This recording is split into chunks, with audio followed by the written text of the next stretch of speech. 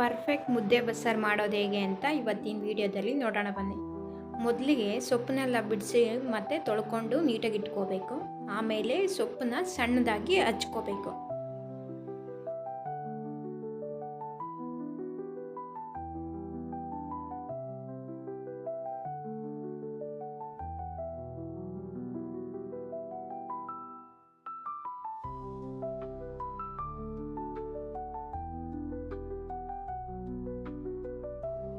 ಈಗ ಒಂದು ಕುಕ್ಕರ್ಗೆ ಸ್ವಲ್ಪ ತೊಗರಿಬೇಳೆ, ಒಂದೆರಡು ಟೊಮೊಟೊ ಮತ್ತು ಸೊಪ್ಪು, ಹಾಗೆ ಒಂದು 8ರಿಂದ 10 ಹಸಿಮೆಣಸಿನ್ಕಾಯಿ ಮತ್ತು ಸ್ವಲ್ಪ ಉಪ್ಪು ಇದೆಲ್ಲನೂ ಒಟ್ಟಿಗೆ ಇಟ್ಟು ಬೇಯಿಸ್ಕೋಬೇಕು. ಕುಕ್ಕರ್ಗೆ ಹಾಕ್ಕೊಂಡ್ರೆ ಒಂದೆರಡು ವಿಜಿಲ್ ಕೂಗಿಸ್ಕೊಂಡ್ರೆ ಸಾಕಾಗುತ್ತೆ. ಮೆಣಸಿನ್ಕಾಯಿನ ಹೀಗೆ ಹಂಚಿಗಟ್ಟಿಗೆ ಏರಿಸ್ಕೊಂಡು ಲಾಕ್ ಮಾಡಿ ನಾವು ಬೇಯಿಸೋದಕ್ಕೆ ಇಡೋದ್ರಿಂದ ನಮಗೆ ರುಬ್ಬೋದಕ್ಕೆ ಎತ್ಕೊಳ್ಳೋದಕ್ಕೂ ಕೂಡ ಸುಲಭ ಆಗುತ್ತೆ.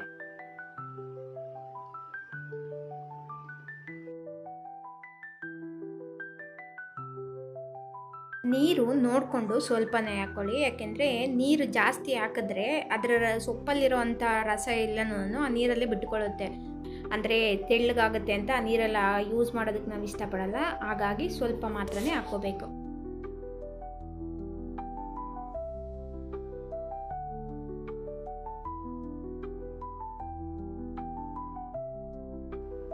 ಸೊಪ್ಪು ಬೇಯೋ ಅಷ್ಟರಲ್ಲಿ ಮುದ್ದೆ ರೆಡಿ ಮಾಡ್ಕೊಂಬಿಡೋಣ. ಈ ಮುದ್ದೆಗೆ ಒಂದು ಚಮ್ ನೀರು ಇಟ್ಕೊಂಡಿದ್ದೀನಿ ನಾನು. 2 ಮುದ್ದೆಗೆ ಇಷ್ಟು ನೀರು ಸಾಕಾಗುತ್ತೆ ನನಗೆ. ಆ ನೀರು ಮಳಬೇಕಾದ್ರೆ ಆ ನೀರಿಗೆ ಎಷ್ಟು ಹಸಿಟ್ಟು ಅವಶ್ಯಕತೆ ಇದೆ ನೋಡಿ ಅಷ್ಟು ಹಾಕ್ಕೊಂಡು ತಿರುಗಿಸ್ಬಾರ್ದು. ಸುಮ್ಮನೆ ಮೇಲೆಯಿಂದ ಈ ಥರ ಕಡ್ಡಿ ಇಡಬೇಕು. ಆವಾಗ ಏನಾಗುತ್ತೆ, ಗಂಟಾಗಲ್ಲ. ಕುದಿಯೋದಕ್ಕೆ ಬಿಟ್ಬಿಡೋಣ ನಾನು ಸ್ವಲ್ಪ ಹೊತ್ತು. ಅಷ್ಟರಲ್ಲಿ ಸೊಪ್ಪು ಕೂಡ ಬೆಂದಿತ್ತು. ಈಗ ಸೊಪ್ಪನ್ನ ಬಸ್ಕೊಳ್ಳೋಣ. ಈ ಥರ ಬಸಿಯೋದ್ರಲ್ಲಿ ಬಸ್ಕೊಳೋದ್ರಿಂದ ಏನಪ್ಪ ಅಂದರೆ ಕಾಳು ಕೂಡ ಸಪ್ರೇಟ್ ಸಿಗುತ್ತೆ ನಮಗೆ, ನೀರು ನೀಟಾಗಿ ಬಸ್ಕೊಳ್ಳುತ್ತೆ. ಅದಕ್ಕೋಸ್ಕರ ನಾನು ಈ ಥರದನ್ನ ಯೂಸ್ ಮಾಡ್ತೀನಿ.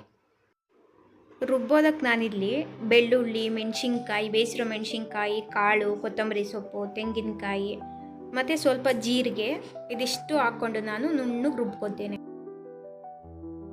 ಕೆಲವರು ಮುದ್ದೆನ ಕಾಲಲ್ಲಿ ಹಿಂಗೆ ಸಿಗಿಸ್ಕೊಂಡು ಮಾಡ್ತಾರೆ, ಆದರೆ ನನಗೆ ಆ ಥರ ತಿರುಗಿಸೋದಕ್ಕೆ ಬರಲ್ಲ. ನನಗೆ ಈ ಥರ ಕೌಗೋಲು ಇರಲೇಬೇಕು. ಈ ಥರ ಮುದ್ದೆ ಮಾಡ್ಕೋತೀನಿ ನಾನು. ಈ ಥರ ತಿರುಗಿಸಿದಾದ್ಮೇಲೆ ಚೆನ್ನಾಗಿ ತೊಳಿಸ್ಬೇಕು, ಎದುರುಗೋಲು ಕೀಳಬೇಕು. ಆವಾಗ ಗಂಟು ಅನ್ನೋದು ಚೆನ್ನಾಗಿ ಹೊಡಿತೈತೆ. ಈ ಥರ ಎಲ್ಲ ಕೆರೆದ್ಬಿಟ್ಟು ಕಡ್ಡಿನ ತೆಗೆದುಬಿಟ್ಟು ಒಂದು ಪ್ಲೇಟ್ ಮುಚ್ಚಿ ಸ್ವಲ್ಪ ಹೊತ್ತು ಅದು ಹಬೆಲೇ ಇಟ್ಟು ಬೇಯೋ ಥರ ನಾನು ಸ್ಟವ್ ಮೇಲೆ ಇಡ್ತೀನಿ.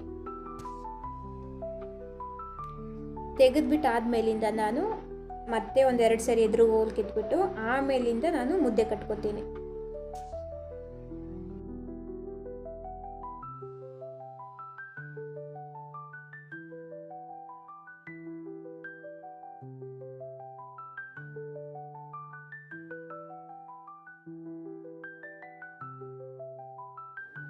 ನಾವೆಷ್ಟು ಚೆನ್ನಾಗಿ ಎದುರುಗೋಲು ಕೀಳ್ತೀವಿ, ಸುತ್ತ ತಿರುಗಿಸಿ ಎದುರುಗೋಲು ಕೀಳ್ತಾ ಇರಬೇಕು. ಆವಾಗ ಮುದ್ದೆ ಅನ್ನೋದು ಬನಿ ಚೆನ್ನಾಗಿ ಬರುತ್ತೆ, ಮುದ್ದೆ ಸಾಫ್ಟಾಗಿ ಬರುತ್ತೆ.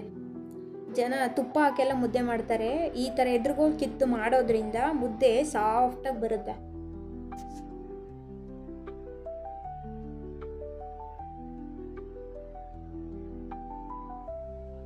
ನೋಡಿ ಎಷ್ಟು ನೀಟಾಗಿ ಬಂದಿದೆ ಅಂತ.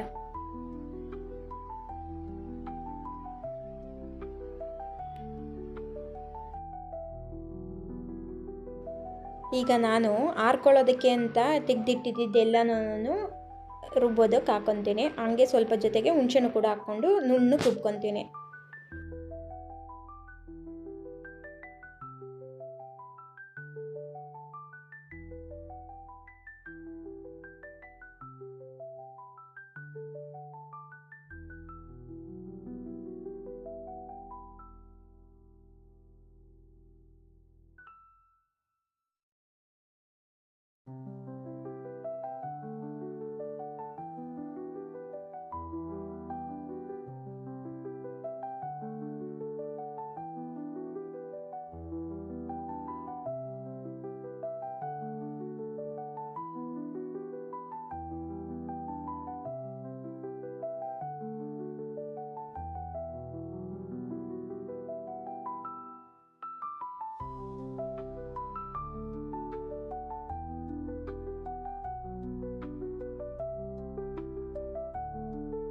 ಈಗ ನಾನು ಬಸ್ತಿಟ್ಟಿರೋ ಸೊಪ್ಪಿನ ನೀರಿಗೆ ಈ ಮಸಾಲೆನ ಉಯ್ಕೊಂಡು ಚೆನ್ನಾಗಿ ಮಿಕ್ಸ್ ಮಾಡ್ಕೋತೀನಿ. ಅದಕ್ಕೆ ನಾನು ಆಗಲೇ ಹೇಳಿದ್ದು ನೀರನ್ನು ನಿಮ್ಗೆ ಎಷ್ಟು ಬೇಕೋ ಅಷ್ಟೇ ಹಾಕ್ಕೊಳ್ಳಿ ಅಂತ, ಯಾಕೆಂದರೆ ಸೊಪ್ಪಿನ ನೀರಲ್ಲೇ ಎಲ್ಲನೂ ಇರೋದು.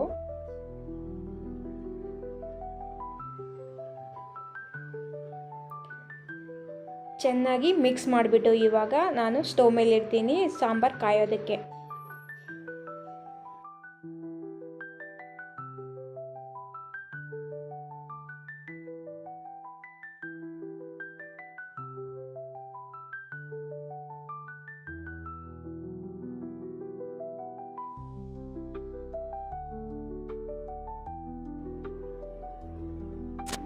ಅಷ್ಟರಲ್ಲಿ ಸೊಪ್ಪು ತಣ್ಣಗಾಗಿರುತ್ತೆ. ಆ ಸೊಪ್ಪನ್ನು ಈ ಥರ ಹಿಂಡ್ಕೊಬೇಕು, ನೀರೆಲ್ಲ ಬರೋ ಥರ ನೀರೆಲ್ಲ ನೀಟಾಗಿ ಹಿಂಡ್ಕೊಂಡ್ಬಿಡ್ಬೇಕು. ಆವಾಗ ನೀರಾಗಲ್ಲ. ಸೊಪ್ಪು ಒಗ್ಗರಣೆಗೆ ಹಾಕಿದಾಗ ಟೇಸ್ಟ್ ಅನ್ನೋದು ಚೆನ್ನಾಗಿ ಬರುತ್ತೆ. ಈ ಥರ ಹಿಂಡ್ಕೊಂಡು ತೆಕ್ಕೊಂಬಿಟ್ಟು ಆಮೇಲೆ ಸೊಪ್ಪನ್ನು ಒಗ್ಗರಣೆಗೆ ಹಾಕೊಬೇಕು.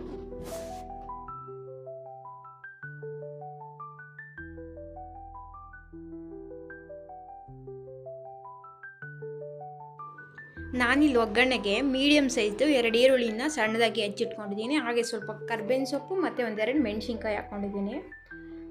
ಬಾಣಲಿಗೆ ಸ್ವಲ್ಪ ಎಣ್ಣೆ ಬಿಟ್ಟು ಸಾಸಿವೆ, ಕರಿಬೇವು ಇದಿಷ್ಟು ಹಾಕ್ಕೊಂಡು ಆಮೇಲೆ ಈರುಳ್ಳಿನ ಹಾಕ್ಕೊಂಡು ಚೆನ್ನಾಗಿ ಬಾಡಿಸ್ಕೋಬೇಕು.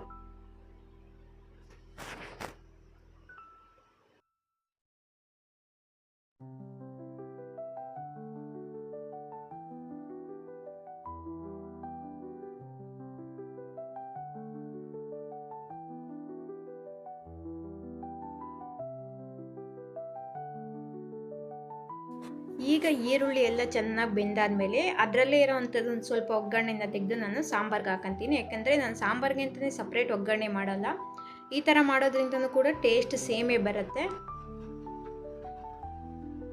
ಸಾಂಬಾರ್ಗೆ ಅಂತಲೇ ಎಕ್ಸ್ಟ್ರಾ ಎಣ್ಣೆ ಬಿಡಬೇಕಾಗಿರೋಂಥ ಅವಶ್ಯಕತೆ ಇರಲ್ಲ. ಈಗ ನಾವು ಹಿಂಡಿಟ್ಕೊಂಡಿರೋಂಥ ಸೊಪ್ಪನ್ನು ಈ ಒಗ್ಗರಣೆ ಒಳಗಡೆ ಉದುರಿಸ್ಕೋಬೇಕು. ಅದಾದಮೇಲೆ ತೆಂಗಿನಕಾಯಿ ತುರಿ ಸ್ವಲ್ಪ ಹಾಕ್ಕೊಬೇಕಂದ್ರೆ ನೀವು ಇಷ್ಟ ಇದೆ ಅಂದರೆ ಹಾಕ್ಕೊಬೋದು, ಅದರ್ವೈಸ್ ಸ್ಕಿಪ್ ಮಾಡ್ಬೋದು. ಎಲ್ಲದರಲ್ಲೂ ತೆಂಗಿನಕಾಯಿ ತಿನ್ನೋದು ಅಷ್ಟು ಚೆನ್ನಾಗಿರಲ್ಲ ಅಂತ ಅನಿಸುತ್ತೆ. ನನಗೆ ಬೇಸಿಕಲಿ ಈ ಥರ ಮಾಡ್ಕೊಂಡು ತಿನ್ನೋದು ಅಂದರೆ ಇಷ್ಟ ಆಗುತ್ತೆ. ಅದಕ್ಕೋಸ್ಕರ ನಾನು ವಿತೌಟ್ ತೆಂಗಿನಕಾಯೇ ತಿಂತೀನಿ. ಈಗ ಫೈನಲಿ ನಮ್ಮ ಮುದ್ದೆ ಬಸ್ಸಾರು ರೆಡಿ ಆಯಿತು. ಎಷ್ಟು ಟೇಸ್ಟಿಯಾಗಿತ್ತು ಅಂದರೆ ಸೂಪರ್. ನೀವು ಒಂದ್ಸರಿ ಟ್ರೈ ಮಾಡಿ ನನಗೆ ಕಾಮೆಂಟ್ ಮಾಡಿ ರೆಸಿಪಿ ಹೇಗಿತ್ತು ಅಂತ.